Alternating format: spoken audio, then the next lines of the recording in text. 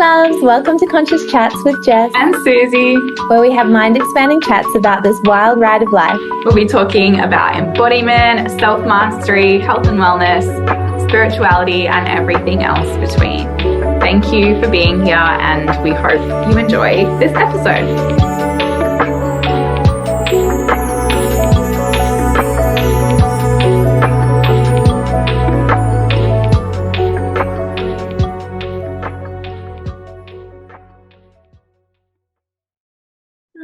Hello. Hello. Welcome to Conscious Chats with Susie and Jess. Welcome. We're talking about pleasure. Yeah, we've just been speaking about, I guess what's been lighting us up as well. And this kind of felt most alive in this moment. And I already feel kind of like beaming, thinking about everything that will come through and all the inspiration like that there is within pleasure. Yeah. So I'm excited. Yeah. So you were just sharing like a little bit about your journey with pleasure and leaning into pleasure. Did you want to share that story, that journey? Yeah. So I was telling Susie before we jumped on that it's been a long journey, and I guess it kind of started in my yoga teacher training back in maybe 2013 or something like that, 2014, around that time, where on like our first day, it was kind of like, what is your intention? What is it that you want? And yes, I'd been asked that before in terms of like career, and you kind of like what you're going to study. Like there's huge pressures on school, and I could never decide because I was always like paralyzed with all the choice and what was the right thing, especially because I was so molded and used to listening to for other people to tell me what I wanted and what was best. And sounds like the first time that you were asked, what do you want? Yeah. And so when I had this question, I was like, I don't know, like what do I want? And I'd kind of been had that belief, I'd taken on that conditioning of like, well, it's selfish to ask for what you want, and you just are happy with what you're given.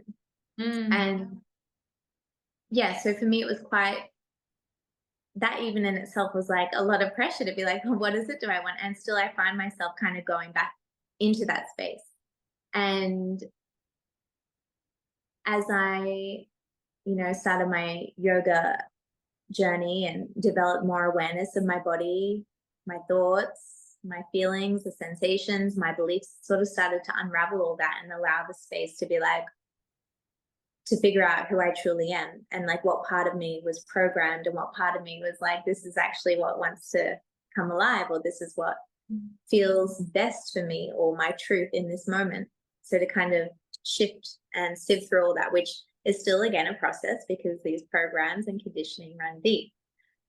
Thank goodness for the awareness that lights the way, and that continually allows us to check in. So anyway, since starting my business Sanctuary Online, there were coaches and mentors and friends that were coming into my sphere about pleasure-led business. And that's probably more than where I've been kind of introduced to like what we've spoken about before as the feminine and masculine energetics, and just like the ways like of self-pleasure and the practices around manifestation through pleasure. And so these kind of then I see a thread kind of taking me back to Tantra yoga, which I am slowly kind of pulling threads at because I find it so fascinating. But yeah, they were the first kind of spaces where it was encouraged, well, what is it that you want, and follow what feels good. And to me, being in the other environments, other work, seeing how other people operate and just the conditioning, it was like, yeah, but the world doesn't function like that. Or like, but it made sense to me, like something within me resonated of like, well, you want to be building and growing and creating this platform from abundance, from overflow that you've mentioned before, Susie, rather than depletion or scarcity. Because if you, especially if this is a business that you're passionate about and that you want to be lighting you up and that you want other people to be lit up by, it's like, what else can its substance be made of? Like, so yeah, that was probably how I kind of started looking into pleasure and kind of being like, well, being told and shown that it's okay to, one, know what you want just for you, be selfish about it. And it's not selfish at all. Like, it's just part of self-care and self-love and self-worth and self-respect. Yes. And also being like, the more that you can, and the more that you are living your life like that, the more that lights other people up. And it just kind of reminds me of the namaste, the light me honors the light in you, because it's like, by me shining my brightest, like, I know that in itself, and that embodiment and that resonance and that vibration helps to light other people up.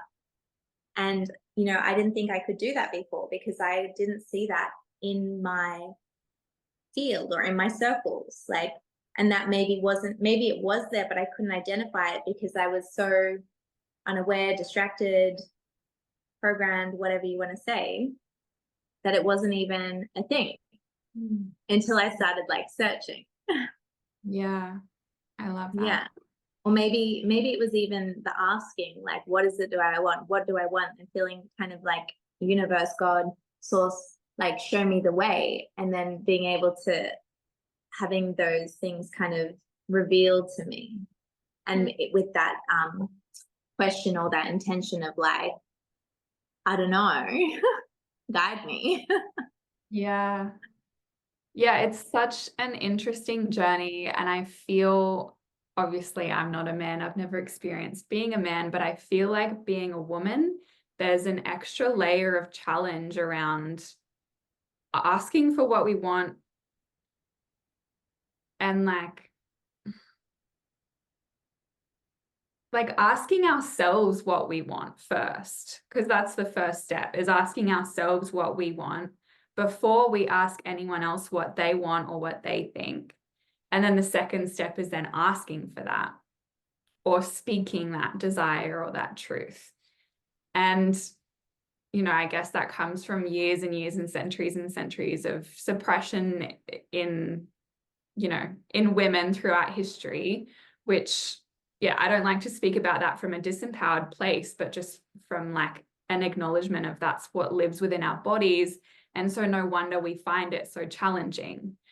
And your reflection of the first time that you were asked in yoga, what do you actually want? That reminded me of my second partner. So I had a boyfriend from 17 years old for about 5 years. He was the only sexual partner that I'd had up until that point. And then, so we'd been having sex for 5 years, obviously. And then it wasn't until I met my second partner, my second long-term partner, he was the first person to ever ask me, what do you like sexually? Like, what do you enjoy? And I felt so uncomfortable by that question. I like sheepishly giggled and said, I don't know. I couldn't even let myself think about it to ask him, to tell him. I knew what I liked in my own self-pleasure practice because I was always quite a sexual being. But in relation to being with another person, being with a man, I had this huge block on being able to express what I actually like sexually. And like there was a block in my throat, there was a block in my body. It just felt so uncomfortable for me to verbalize it, to even ask myself the question within my own mind to then verbalize it. And that's been a long journey for me. Like it's only really until I'm now with my partner now that I feel comfortable really clearly, cleanly requesting what I want sexually. And probably sexually is the space where I find it the most challenging to ask for, as opposed to like in other areas of life. which is such an interesting thing. What's your journey with that? Yeah, it's interesting that the person like that you are with and that you've chosen, like your relationship, the most intimate, and where you're also asked to be the most vulnerable, but also you're the closest. It's like, yeah, you feel things come up. The relationships are like the greatest mirrors. They're like the greatest teachers when you're so close with someone to show you, I guess, those parts that are blocked, that are feeling ashamed, or that you want to hide from the rest of the world. Like, can you allow yourself to be fully witnessed and own everything that you are and that you be, especially with your partner? Yeah, and that you won. Yeah. Yeah, as you were saying that, I also reflected on my relationships, and I had Daniel, who I'm currently with now, was also one of the first. I had two relationships. Here's the second one, but they were kind of exactly the same in the energetics or the experience for me, in terms of that I really, really liked the man, and I was like, oh, but whatever you want, like I'll conform to what you want this relationship to be, and I'll be happy as long as I know that you're just choosing me and that there's no one else involved. But like both times, they were both 2 years. And thank you, universe, for giving me the lesson. Thank goodness I only had to go through it twice. But two years is a long time. Anyway, 4 years, the right? first one. Well, yeah, both. So 4 years total, yeah. But yeah, the first one, situationship, they call it now. Back then we didn't call it that. Showing my age. But yeah, it was a situationship. So not really called it, boyfriend, girlfriend. Didn't want those labels. Oh, that's all cool. I'm go with the flow. I'm like an easygoing girl. I'm easy. I don't want to be hectic. Yeah. I don't want to be demanding. Yeah. I would never do that again, ever. Knowing now what I know, as it usually is. But yeah, so this one ended the first one, then eventually, like, I think we did end up going out for like a few months, and I was like so happy about it. And then it ended because he was like leaving the country, but it ended funnily because I guess he couldn't articulate that, and it was all kind of messy and emotional.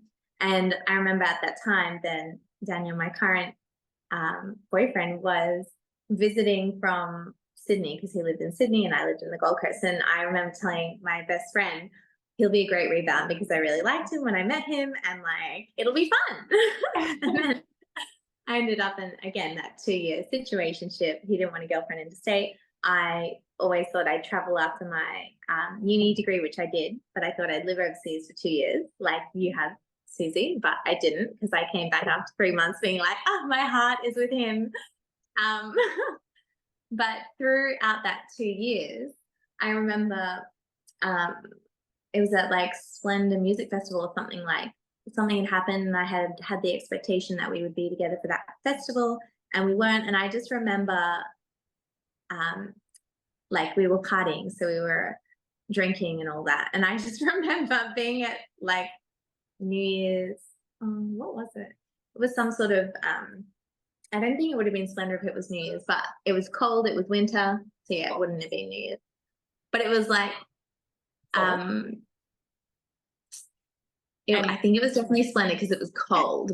But I just remember kind of being cold, alone at the big like act on the last night, and being like, God, like, please, I don't want this. Like, this doesn't feel good. And I feel like I'm getting a little bit emotional about it right now because, when I think about that girl that just wanted love, and so many of us just want that love.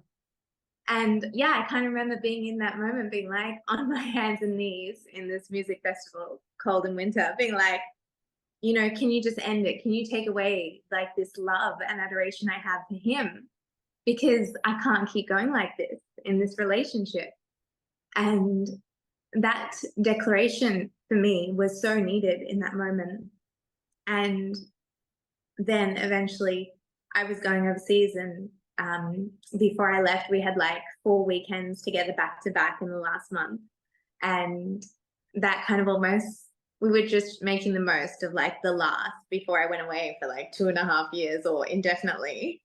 But in that, I guess it solidified that we both wanted a relationship. And that declaration within me was so, like, I just remember it was so powerful. And it's still, I guess, processing, right? And I think the emotion just comes from just, it's like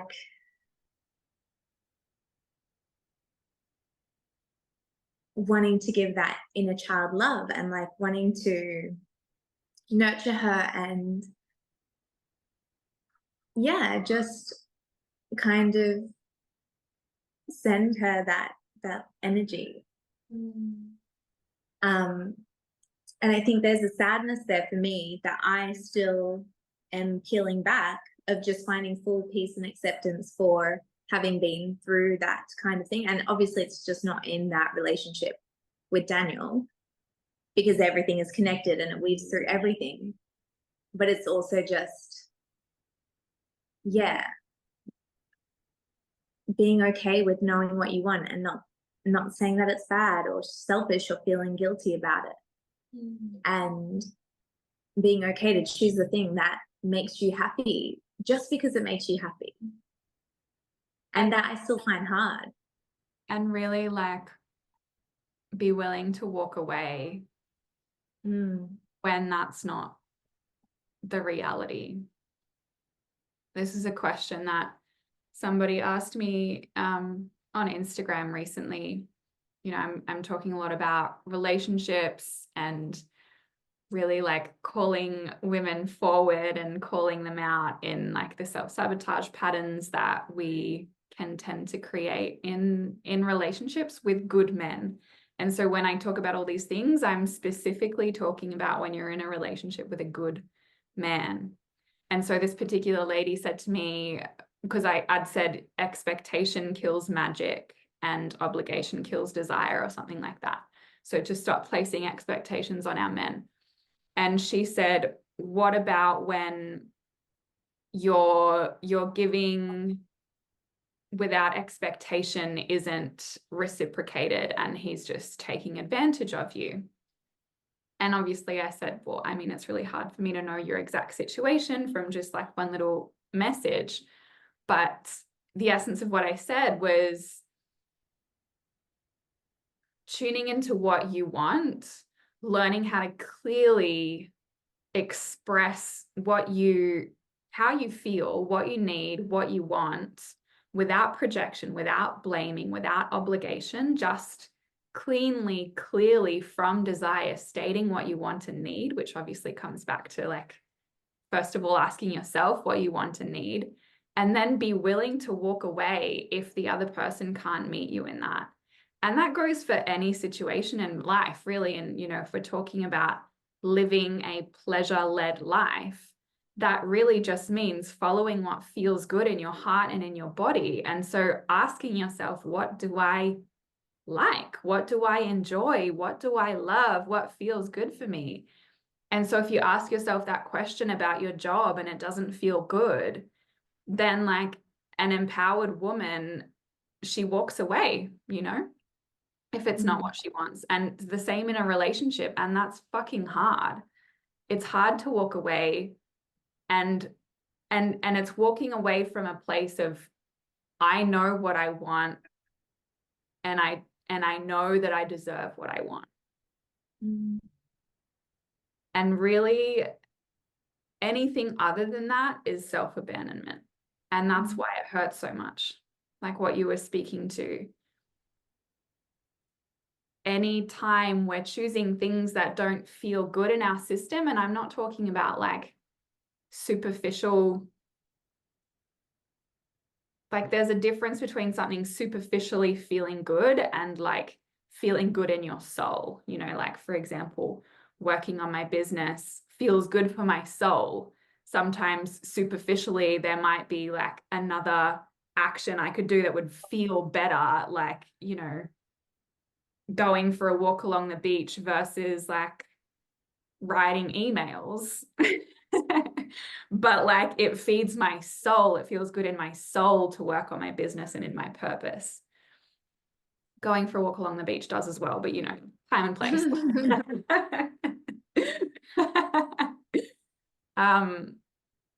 Yeah, and tuning into what the soul wants, really tuning into what the soul wants and what pleasures the soul. And if we tune into that, ask ourselves what that is, and then do the opposite, that is self-abandonment. Yeah. And in that moment, I just remember knowing that I had to, well, if I wanted anything to change, I had to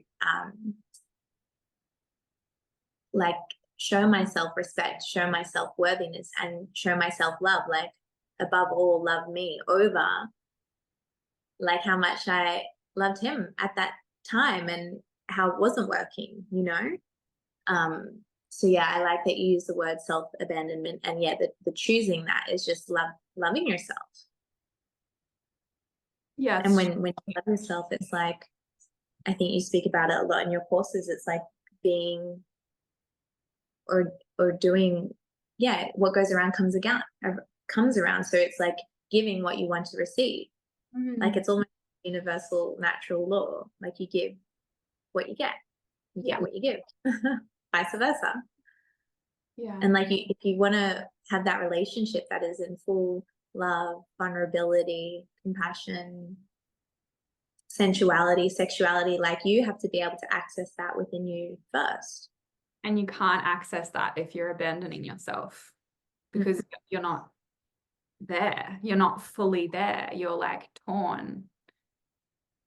If you're abandoning yourself, you're disconnected to pleasure, life force, energy, your true essence, your soul. And you can't receive pleasure from that place. Yum. That feels so, yeah. I love talking about this, and it's so empowering to me. Well, it is empowering, not just to me. It is empowering. It's fucking empowering, like learning to choose yourself. And it really is like a choice. It's a fucking choice. And it's uncomfortable, especially if you've never done it before, especially if you have an abandonment wound from childhood, or, you know, unworthiness or not enoughness. And it's choosing internal validation over external validation, internal love over external love, deep love over superficial love.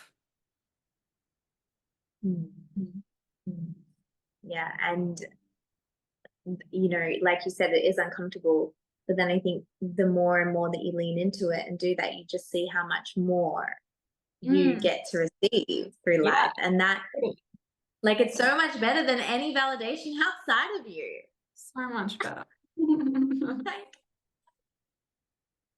And yeah, I think my body still sometimes holds on to things like my emotion.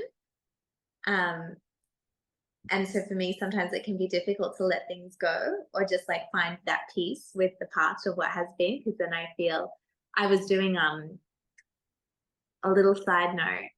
I don't know if I shared this story with you before, but I was doing the strip her course with Caitlin, and that was an 8-week course of bearing it all and owning it all and letting go of shame and stepping into this pleasure and love that is within us.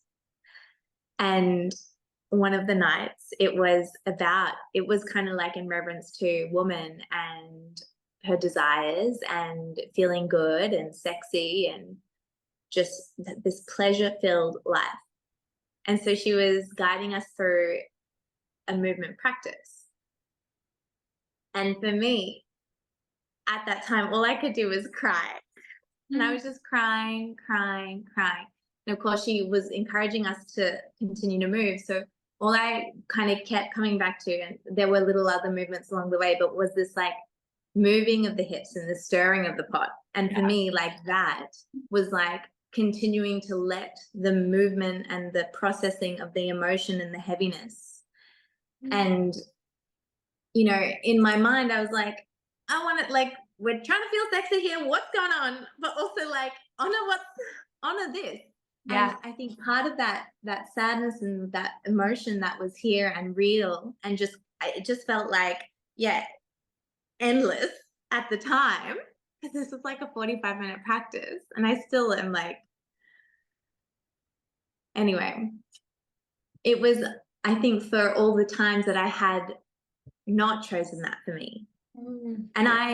And for me, like, I know it's possible, but then the embodiment is different, or then I can also see the pattern. So it's almost like, as well, when you're aware of something, and especially that kind of like transition of like when you're trying to change these beliefs, or when you're trying to course correct, but you see yourself getting pulled back into old patterns.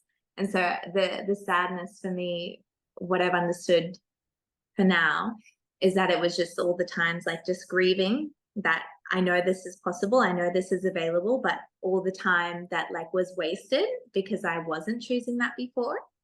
And then also, all, because I'm very kind of empathetic, and that's another thing for me, trying to find those boundaries of like having compassion but not taking it on, but just sadness for all the other women who like didn't even know that this is a possibility, or still don't know, you know. And because to me it's like, I want everyone to know, and I want everyone to feel this pleasure for vitality, for life. Like, for me, in my body, there's nothing, like, I'm not going to choose anything less.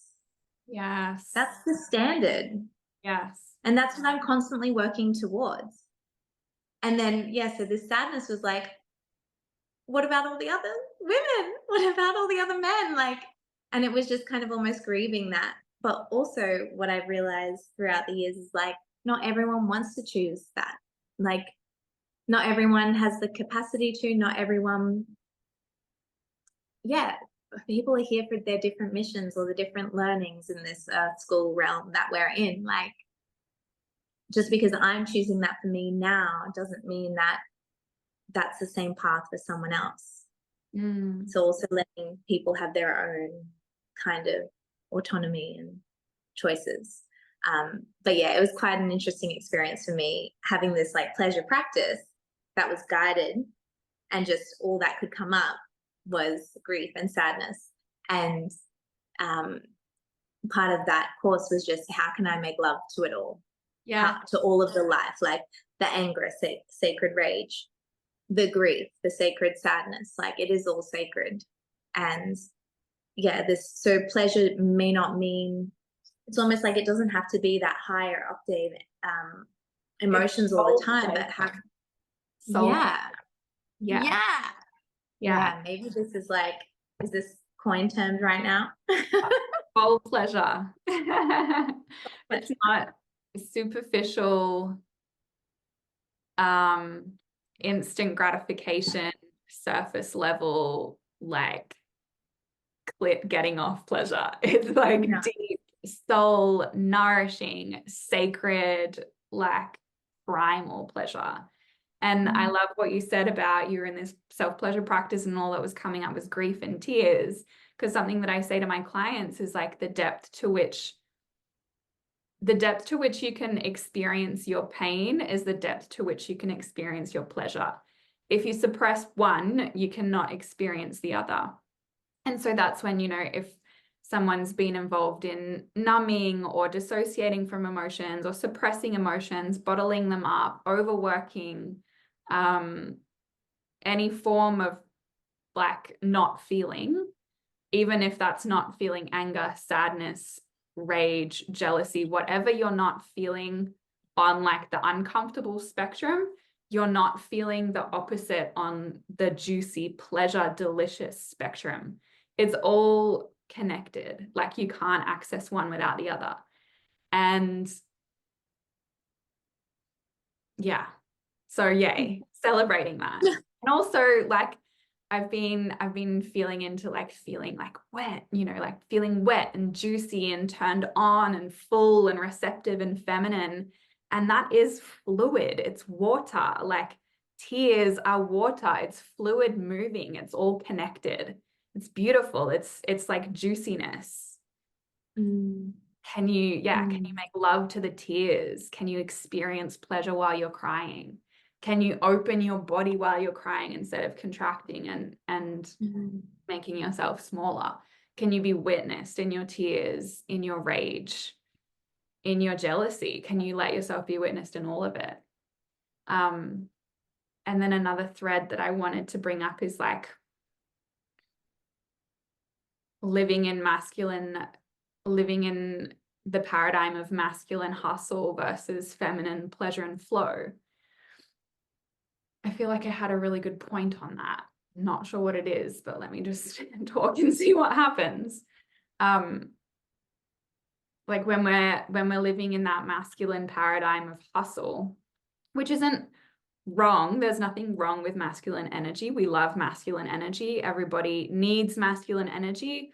I fucking love my masculine energy. Like it's feeling so good in my life and in my business, like creating structure and direction in my business. So there's nothing wrong with masculine energy. But if we're buying into the paradigm that society sells us of masculine productivity, like you're only worthy when you're productive, or your worth is determined by what you achieve, what you do, if you constantly need to be hustling to prove your worth. That's what I mean by the masculine paradigm of society. Oh, that's where I was going. If you're a woman who's constantly living in that, who's constantly living in the pressure, the do, you must do more, you must achieve more, overwhelmed, stress, overworking, burnout, you cannot access the depths of your pleasure as a feminine woman. You will not be as juicy, wet, turned on, and multi-orgasmic as you can be. And if you're in masculine hustle mode, your man can't turn you on for you. Like your man can't flip you out of that. In fact, if you're in masculine hustle mode, you repel your man, because then we're not magnets, right? If you're both in masculine energy, then you repel each other. And what actually happens if you're so in your masculine, then it emasculates your man and he goes into the feminine energy. And then the whole polarity is flipped and fucked, and it's not it's not a juicy, orgasmic, delicious, fucking hot, wild, sexy, passionate relationship. So for any women that are finding themselves in any form of that, whether it's like subtle or big, that masculine hustle, do, can't trust anyone, or like I have to make all the decisions, my partner's useless, or even like more subtle variations of that, of like not trusting him to wash the dishes a certain way or cook the dinner the right way or whatever it is. Any form of that is blocking you off from your pleasure. And so how do we flip that, get out of masculine hustle mode and drop into our feminine embodiment practices, self-pleasure practices, going slow, receiving, making intentional space for being as opposed to doing, indulging your senses. It, like, literally coming back to what we were saying at the very start of the call of the podcast, what feels good? And doing that instead of what you should do. Because what you should do is like the masculine paradigm of, you need to do this, you need to get a good job and like go to uni and blah, blah, blah, as opposed to what do you want to do? So a really great question to start asking yourself is, what do I want to do right now? What do I want to experience? What would feel good in my body? What would feel pleasurable? Eating a piece of chocolate, smelling a rose, buying flowers, using essential oils, giving yourself a massage, going for a walk, watching the sunset. Yeah. Pleasure. And it's a process. Like it's a process of choosing that pleasure and getting comfortable with that. And, you know, I even went through a phase, and I still sometimes catch myself doing it, of doing the thing that makes me feel good. And then making myself feel bad about it after. Oh, yeah. I don't know if you've experienced that, but yeah, that was something that then I started doing, and I'm like, oh my gosh, like if you've chosen to do that, like honor that, own it. Don't then feel bad about it, or don't let then, yeah, your old beliefs kind of sneak in and take that pleasure away from you. Because then I was allowing that to kind of ruin or take away the feel good feelings that I had after choosing the pleasure filled activity. Um, but yeah, it's so interesting to also see how that plays out in relationships. And even when I was being asked to choose subjects in high school, like I just couldn't for the life of me choose my career path. Like, and I'm just more and more, I'm finding more like peace and acceptance for like, well, yeah, trusting that I am being shown the way with every step. And then also that the more I get to choose me, the thing that makes me feel good and the thing that lights me up. And essentially I see it as like an act of love, an act of service and devotion to honoring my soul. Then I know it'll all work out how it's meant to anyway. But it's when I abandon or forsake or yeah, just maybe allow old programming to take over that, yeah, I do feel disconnected, and now I'm able to kind of witness that and then course correct. And actually in saying that, you know, there were moments that thank goodness, like my body and my nervous system made me stop. Like I had, yeah, I would normally I'd be in still like my normal old kind of community pharmacy job. Thank goodness I'm not there anymore, but I had to get to a place where my whole body was just in so much anxiety that I couldn't continue to go into work. And I'm sure if I didn't have the awareness, because we're strong, like we're very resilient human beings. And if I didn't have that awareness of, you know, just noticing how reactive I was getting and kind of being like, well, this is definitely something that is a communication thing that this is not what's meant for me. Like it felt so horrible, but I had to get to that point of that almost repulsion within my body to that space and that environment for me to be like, I can't keep going. I'm quitting. Like, you know, even when you're good at your job, even when you're praised for having that job, even when it's like the normal accepted thing to do, when, you know, you work so hard that you need to get that thing. Like, yeah, it's financial stability. It's like, yeah. Yeah. And so if I feel like if I didn't, like, thank goodness for awareness and yoga, but if I didn't have that, I could have probably kept going and then developed autoimmune conditions like cancer, silent diseases that no one can figure out. Like because we know that the energetic body then manifests into the physical. And yeah, so I do feel like eventually something happens, and I guess they're just moments where you're kind of able to then choose again, do I continue going this way or do I course correct? Yeah. And I love what you said about, you know, choosing what felt good, even though on paper you're praised for that job, you worked hard to get there, good money, blah, blah, blah. That's another moment of that masculine versus feminine. So like all of those on paper reasons why it was good is like logical mind, masculine, versus like tuning into the feminine, feeling, body, intuition, which sometimes is against logic. And so that's why, yeah, we want to start to cultivate a really deep connection with our bodies and our inner awareness so that we can start to let that lead, not just the mind, because again, there's nothing wrong with the mind. There's nothing wrong with logic. It's very fucking useful, but sometimes it can override the body. And if it's like overvalued within our systems, within our own system, then can we start to like increase the value of the body, the feeling yeah, what feels good, what feels right in the body. Some people call it the gut feeling.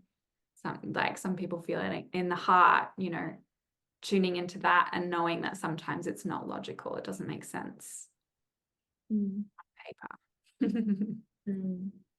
Yeah. Mm. And, you know, all the times, I think when discussing these things or like looking back, it's like all the times that it didn't make sense, it worked out better than I could have imagined, you Yeah. know? Which is leaving space for the mystical, the magical, the synchronicities, the unexplainable, which is the feminine, the mystery. And I also feel like you said, the overvalue of the mind or that masculine energy, not only within our own systems, but the greater system around us. Yeah. It's like how, like with all the wild, wonderful things that are going on around us, like how can we, for me, I kind of think, how can I even think that I know the right way and that like, it's almost like there's this grace of God or grace of a higher power or my higher self, like whatever it is that you believe is kind of watching out for you and supporting you along the way. It's like there has to be that trust or surrender into the mysteries. Yes. And allowing yourself to be kind of magnetized and pulled by these desires of the heart that we're not, like, at least for me, I'm not used to. I didn't have that connection. I couldn't understand like what is that pleasure, what is that whisper of the desire that I'm not going to like hear and be like, oh no, you shouldn't want that, or that's weird, like where did that come from, or that doesn't make sense, or how are we going to make that work, that seems impossible. Like starting to cultivate that relationship, but then also allowing yourself to be led by yeah, not your mind but your body. And within our body there are so many things that we still don't understand. Like I was just sharing with Susie before we got on this podcast that I was listening to another podcast about biohacking and sexuality and how when you kiss your partner, you get a dose of testosterone. And so now I say to my partner, like, oh, I'm feeling unmotivated or less energetic, or, you know, my libido needs a bit of a hit. Could you like give me a kiss? Knowing now that there's that extra layer of like dose of hormones, you know, and that, like, we kiss because it feels good. Yeah. There's that reward there. The body. And oh, another one that a naturopath told me once, it was like, it's all life and it's all part of it. But she was saying when you do a really good poo, you're actually, your body is designed to give you endorphins, so much so that when you have that full evacuation release, you should want to wash your hands and high five the person as you leave that toilet. And she was like, you all know what I'm talking about, right? And it's just like the intelligence of the body, Yes, that we're still learning about, where the body is literally being like, this feels good. Orgasm. It's rewarding you for having sex and procreating. This feels good. Orgasmic birth, which we've been discussing and exploring. It's like, again, the survival of the species, like your body's intelligence. We don't have to understand. We don't have to find all the reasons to justify rationally, I'm going to do what feels good because it feels good and because of this. But I think for me, for so long, it was like, well, I need that good reason. I need that thing that makes me not selfish, that, you know, that I can justify the pleasure with. But no more of that. and we live in like this current day and age, we live in a world where we're obsessed with science, like scientifically proven. The age of information, everything needs to be proven, right? Like to be validated. And it hasn't always been like that. You know, years and years and years ago, science wasn't the guiding force. It was probably Christianity and Catholicism, and, you know, that's a whole different topic. But yeah, it hasn't always been like that, which is important to know, that society hasn't always needed scientific validation to listen to XYZ advice or whatever. And like, you know, we both studied science at university. Jess did pharmacy and I did biomedicine and then medical school. And so we've both come from a very scientific heavy education system. And I was totally part of that system where, like, you know, everything needed to be proven. And I used to laugh at my mum, who was like a very, like, she was always into alternative healing and holistic health. And I used to laugh at her, all these things she used to say, like, you know, the body creates disease to send you messages and all of those kinds of things, which now I've done a complete 180 and like, I'm like 1000%. That's exactly what Love your mom. But yeah, it's like we are, and Megan Jacob talked about this on their podcast as well. It's like, by putting science as the gold standard of what to listen to, we are actually abandoning our own inner wisdom and the ability to fully trust ourselves. And that doesn't mean that you go against every single scientific like piece of advice. That's totally not what I'm saying, but stop overvaluing science over your own wisdom, because science doesn't know everything. Science is only as good as what has been researched. And Kim Anami also says, what has been researched are the things that multi-fucking-billion-dollar companies have decided to put money into, to fund, to research so that they can make more money. Like, that's what scientifically proven means. So just because something's scientifically proven doesn't mean it's right or wrong. No. Anyway, that was a little side rant. I like that what you said though, because I recently listened to something as well that was talking about parenting and parenthood, and just like how, you know, you might try to read all the books, and even as you know, I've been looking at pregnancy and birth, and it's like, yeah, we're not trusting our innate ability and surrendering to the natural capacity that is literally within us. And, you know, nature doesn't get it wrong. No. Like, we get in our own way. Yeah. Yeah. And then we make it potentially traumatic or challenging or more suffering. And even in that, it's like, well, there's something there for you to learn. There's something for you to grow from. There's, you know, I would also go to say that the universe doesn't get it wrong. No, exactly. Yeah. And yeah, that doesn't mean that it will always be pleasure filled, but yeah, what is the pleasure for the soul, and where is that? Yeah,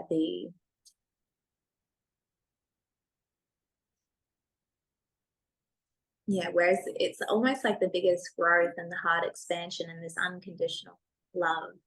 And like, I do believe that is the fabric of the universe. Like, everything comes from that love. Yeah.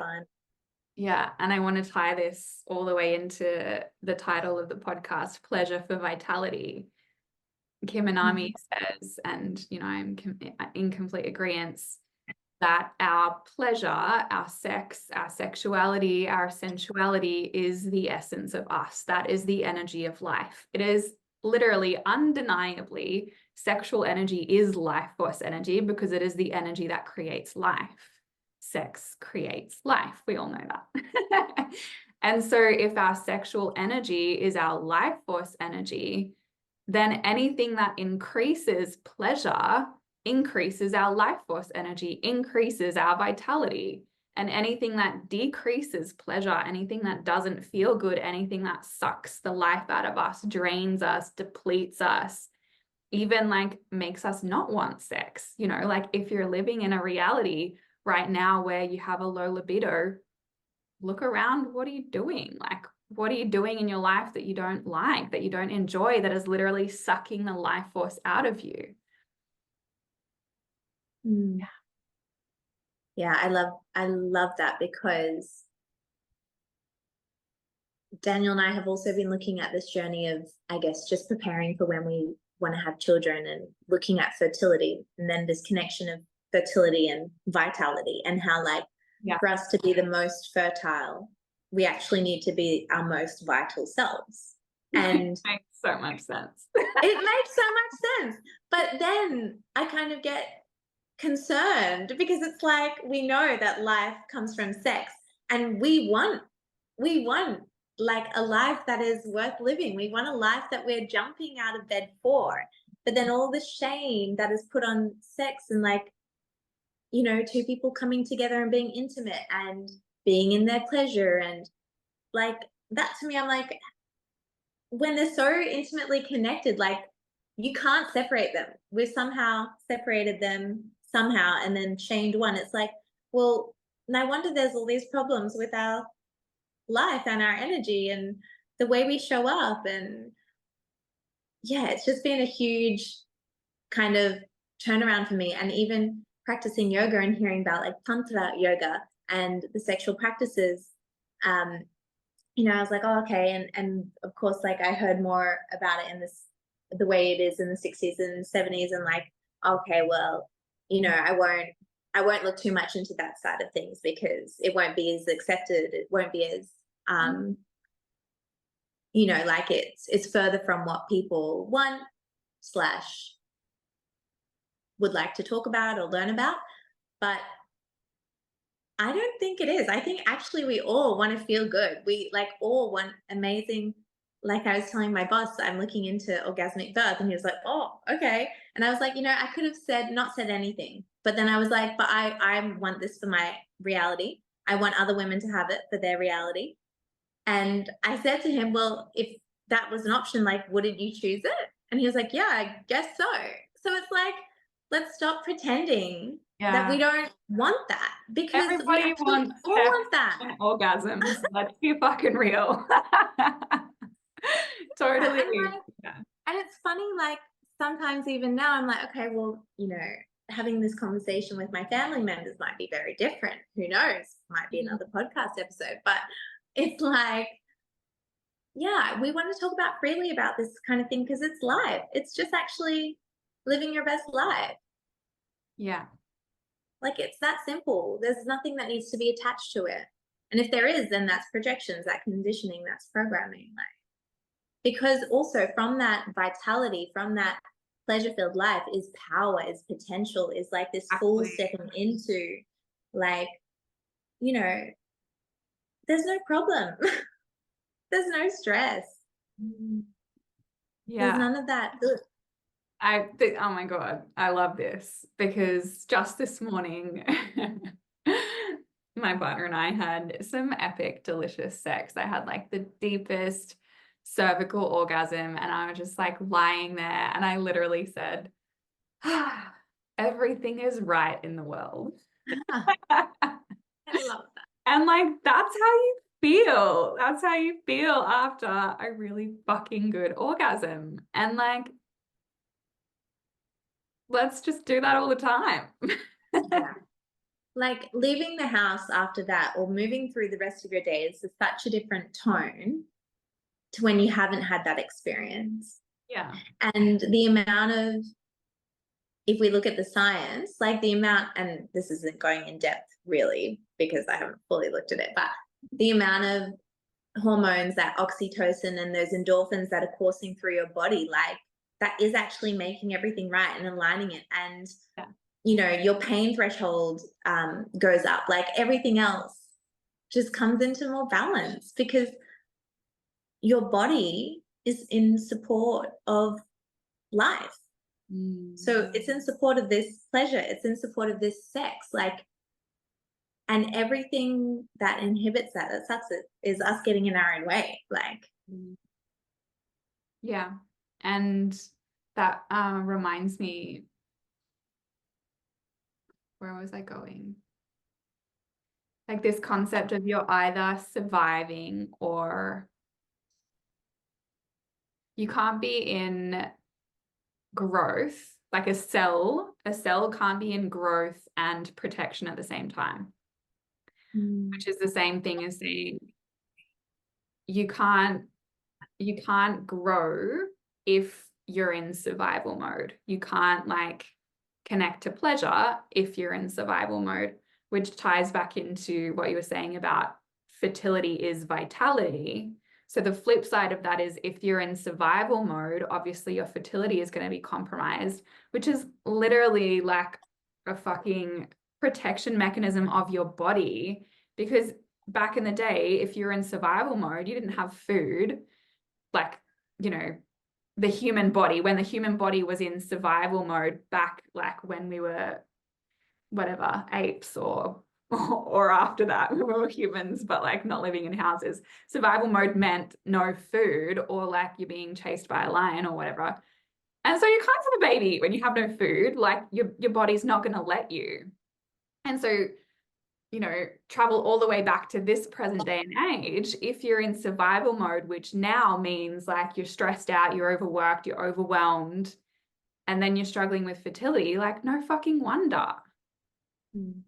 Your body is like, oh, we can't procreate right now. We're in survival mode. We're barely surviving ourselves. How could we possibly create and look after and give all of our nutrients and energy to another entity? It's just not possible. Yeah. And yeah, it's the thriving or surviving. And, you know, I kind of hit threshold many times, but I think it takes a few thresholds and it takes other kind of moments. But a few times of being like, no, I don't want to just survive. Like, I'm here to thrive. I'm here to grow. I'm here to choose pleasure. I'm here to choose love. Like, I'm not here to choose fear, to be, yes, scraping by the skin of my teeth. Like, and especially today, like we have so much available. Sorry. Okay.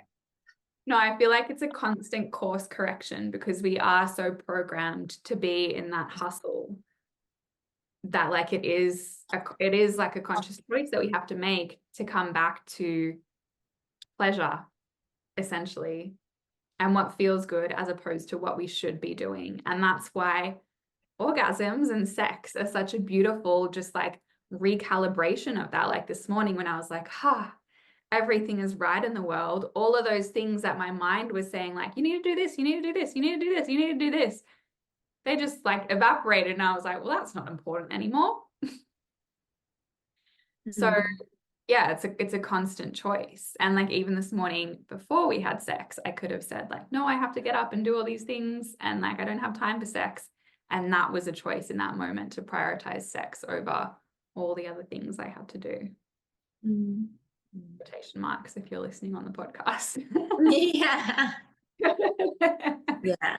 And it's you know, it's quite interesting when people feel like they don't have a choice. Yeah. And that's hard for me to hear, that people feel like they don't have a choice. But what I've learned from that is just respecting their own journey, and that, you know, I know that for me, I have a choice. And so I am mindful about then what I choose, or recognize when I'm just on automatic and not actually in my power and choosing what is pleasure led, you know. So yeah. Just when you said that as well, like it reminds me, and it's something that I am curious about and want to learn more of, but just like sex as a healing practice, as a modality, as a tool, like that's what the tantric yogis were doing. They were using those sexual practices as a way of enlightenment, as self-realization, as self-actualization. And like there's just so much, when I think about this pleasure or sex or vitality, I'm like, there's just so much wisdom in this vessel of ours. And it only makes me more in reverence, more wanting to devote my love, my attention, my kindness. Like, I think back to when I would go to the gym every day at 5:30, no matter how much sleep I had or how much work I had to do or where I was at in my cycle, you know, just the constant going because I thought I had to do that, or because I wanted to look a certain way, because I was insecure about, you know, all these things. And it's like, I'm sorry, and I love you, and thank you for staying with me, like, throughout this whole time, for never turning your back on me, and also how exciting that I continue to get to learn these mysteries for myself and in partnership. Like, that to me is, like, so it just makes me want more, Mm. Mm. Yeah. and it makes me excited. So Mm. good. Yeah. Mm. I love this topic of sex for self-actualization, and not only self-actualization, like that's, again, sexual energy is life force energy, the energy of life, the energy of creation. And so we can use that in different ways. We can use that to procreate, literally create new life, fucking amazing, magical, miraculous. B, self-actualization. We can use that energy to connect with God, source, spirit, the divine, like blast through blocks, limitations, fears. And C, we can use that life force, creationary, procreation energy to birth and create other things that we want. Businesses, money, relationships, friendships, jobs. The energy of life can be used to manifest things that you want. And the way that you do that is by holding that intention while going into self-pleasure or sex with a partner. And I just really quickly want to say, like, the difference between what I would call sacred sex and what would the other one be? Non-sacred sex? I guess we'll just say non-sacred sex. Kiminami calls it junk food sex versus gourmet sex. Junk food sex or non-sacred sex is like if you're with a partner or with another person, it would be when there's not much connection, like having heaps of one-night stands.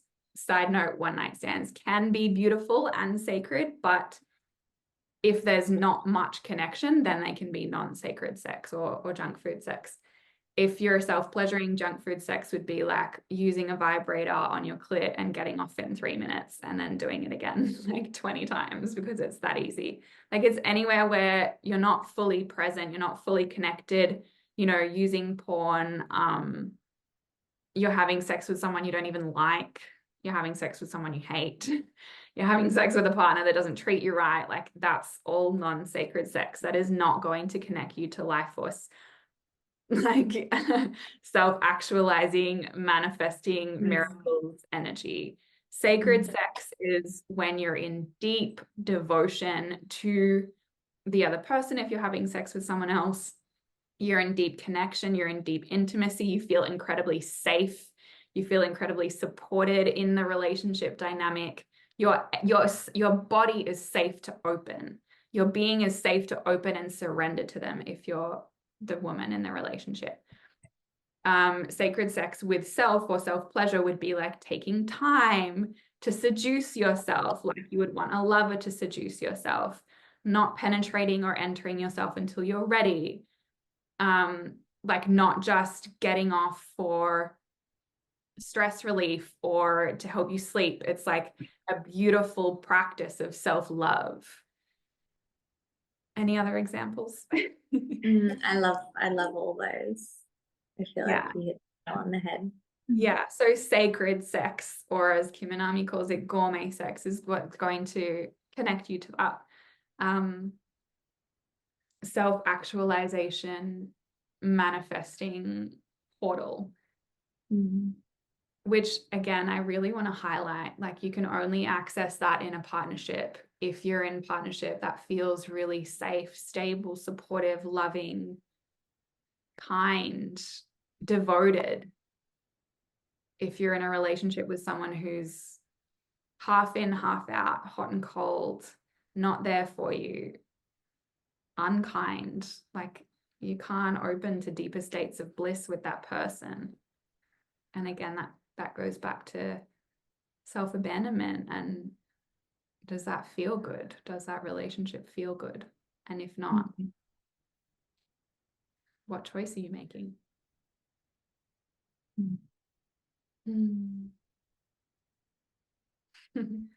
Beautiful. Do you have any, just to finish up, because I think we've been going for a little while. What a beautiful time. Do you have any stories or shares of when pleasure in any capacity has made you feel more alive or full of vitality, full of energy? Like even just in conversation with people where I feel like even this conversation, like, yeah, there's just this excitement. There's this kind of desire for more. Yeah. It could be, yeah, like sitting and enjoying food and just like allowing the space for that and feeling really satisfied with each bite and each kind of chew and going slow. And yeah, of course, in partnership, when even just with cuddling or, you know, kissing slowly Yeah. and just kind of like anticipating the touch of the lips, you know, before. For me, yeah, it comes to kind of slowing down and presence. That helps me connect more with the pleasure. And just, I guess, being more mindful about how like I'm moving and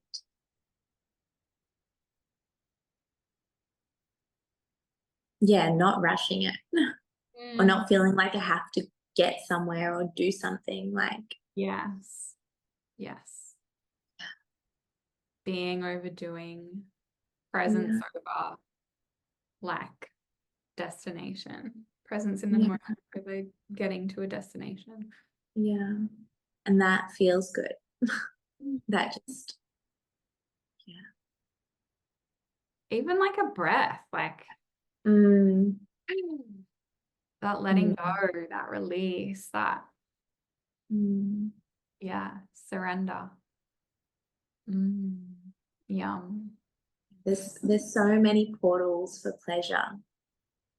There's so many ways that we can bring in more life force energy.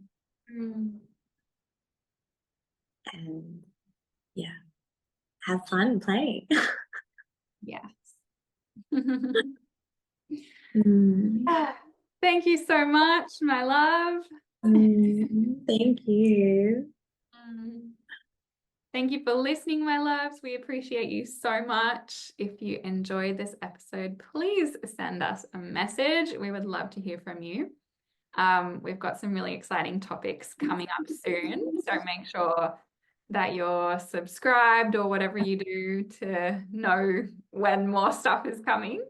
Yeah, have a beautiful day, lovers. We love you so much. Bye.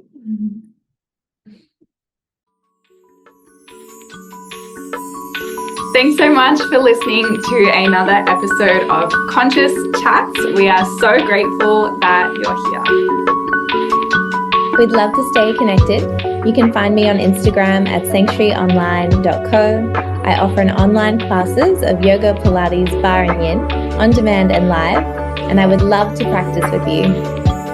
And I'm on Instagram at Sacred with Susie. Susie is spelled S-U-S-I-E.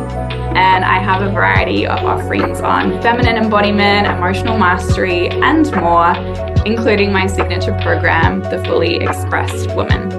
Feel free to send either of us a message on Instagram if there's any conscious chats you want to hear us riff on. Otherwise, have a beautiful day. We love you. Bye.